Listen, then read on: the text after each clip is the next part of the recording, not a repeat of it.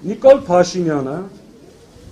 վաղուց արդեն ժողովրդի հետ իր քաղաքացիական պայմանագիրը խզել է։ Ինքը այսօր խոստումները, եթե նայեք իր նախընտրական ծրագրին, իր խոստումները ձեզ ժողովրդին ուղղված չի։ Իր խոստումները այսօր ուղղված են Ալիևին։ Ինչ է ասում։ Ասում է, որ Հայաստանի տարածքում կան ադրբեջանական տարածքներ,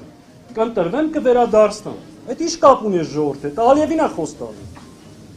Ասում է, գալիս եմ հռչակագիրը փոխեմ,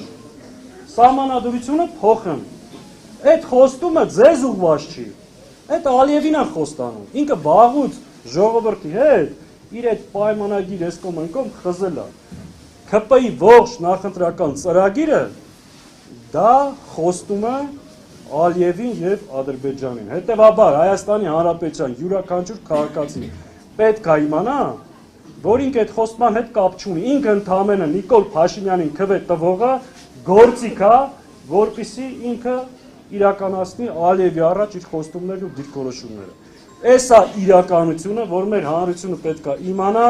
գիտակցի եւ այս գիտակցմամբ գնանք այս ընտրություններին ու սրանց վերջը տանք ու միասին կարող ենք